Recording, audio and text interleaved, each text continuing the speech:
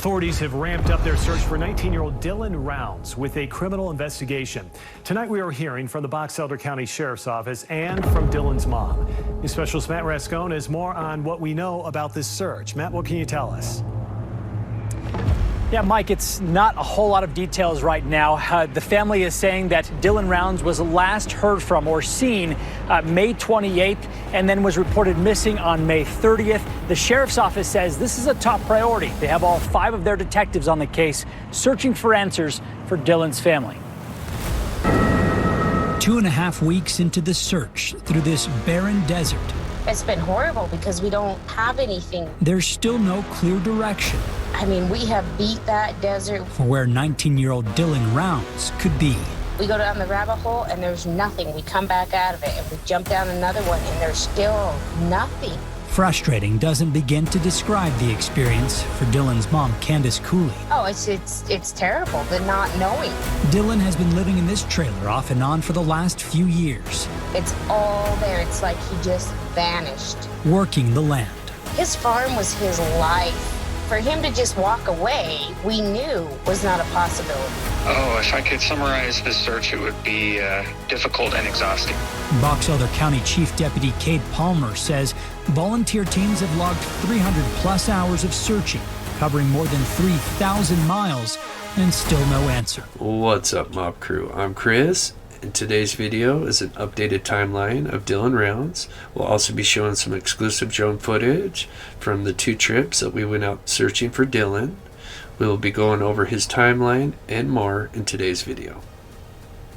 Also, today's missing person case is Aiden Clune. He went missing 1 month prior to Dylan's disappearance. He is 19 years old and will be featured at the end of my video, so please stay until the end for that.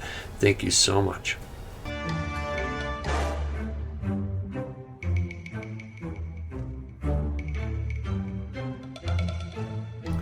Welcome back to the channel, everybody, where we cover murder, mystery, to the paranormal. This is Lucin, Utah, a vast desert with a very small population that Dylan Rounds had a farm on. His farm was located here along with his camper and a water hole he used to water his crops. Dylan Rounds was 19 when he went missing during Memorial Weekend. He was last seen physically at a bar in Montello, Nevada called the Saddle Sore Bar and Grill. He used his debit card on the 26th of May. Rounds was last heard from on the 28th of May just before 7 a.m. on a phone call between Rounds and his grandmother. He told his grandmother he was putting his grain truck inside the shed because it was going to storm. There was a decent storm with wind and rain that passed over that weekend. After multiple failed attempts from the family trying to reach Dylan over Saturday and Sunday, the family grew concerned and came out that following Monday to check on Dylan. His truck was found on the farm next to the trailer, but Dylan was not around. They immediately found some concerning details about Dylan's truck, including the seat was pulled all the way forward, as well as the truck was set to 4 low for 4-wheel drive, but Dylan and the family knew that he never uses 4L since the 4-wheel drive does not work. The family would also realize that the truck had been power washed recently, and whoever did this forgot to clean the wheel well. During that Monday that the family was out there, they went to where Dylan keeps his grain truck, and after filing a missing person report, law enforcement found the boots that belonged to Dylan's about 100 yards from the grain shed. Dylan only owned 1 pair of boots, and they also noticed what looked like a spot of blood on them as well. They also noticed that his wallet, cell phone, and key fob were missing. There also have been conflicting reports on whether one of his guns were missing as well.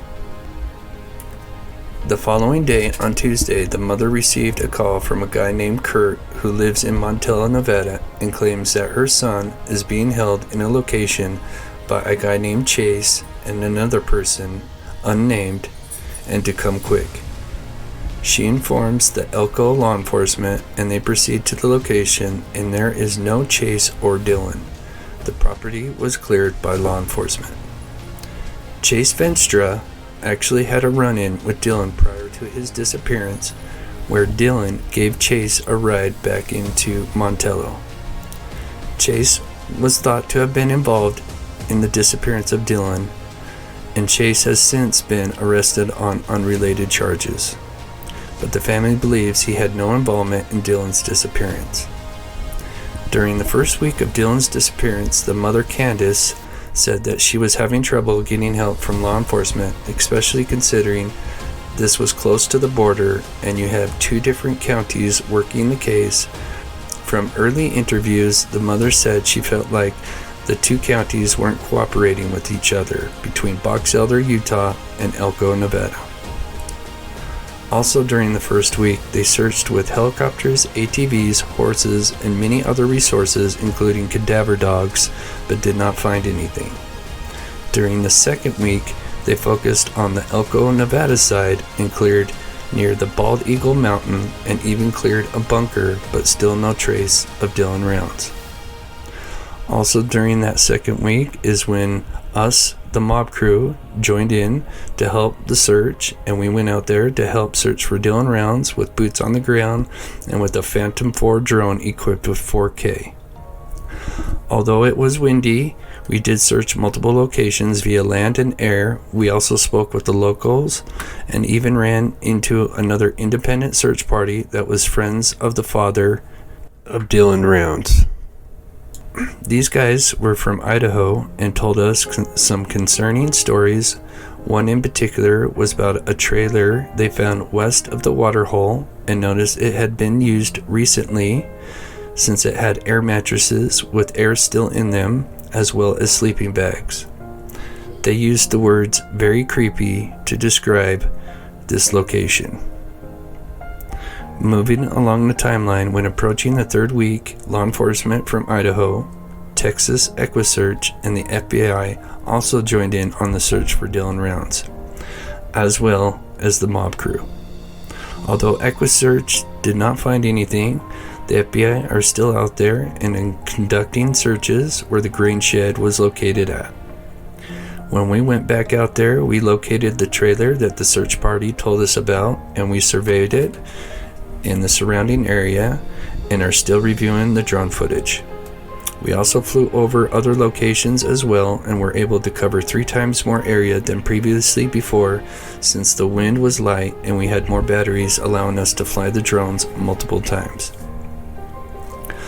Also, between week 2 and 3, we learned that the grandparents had hired a PI named Jim Terry, who had been looking into 2 men, Kurt and Troy Wadsworth, who live in and around Montello, Nevada.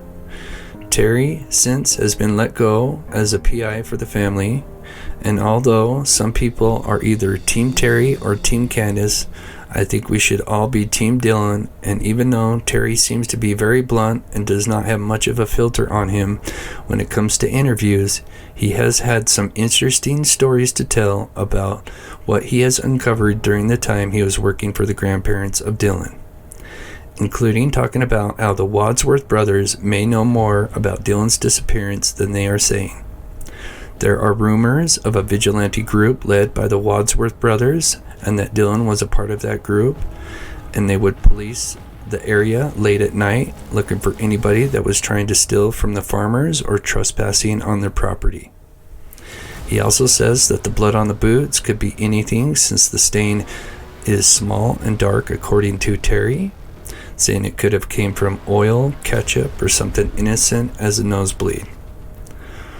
Although we're not entirely sure what we have captured on the drone footage, as we have covered a lot of ground, but someone just reached out to me during the making of this video saying they have a company that reviews drone footage using special software, so we are excited to send everything we have over to this group so they can help review the hours of drone footage we have filmed.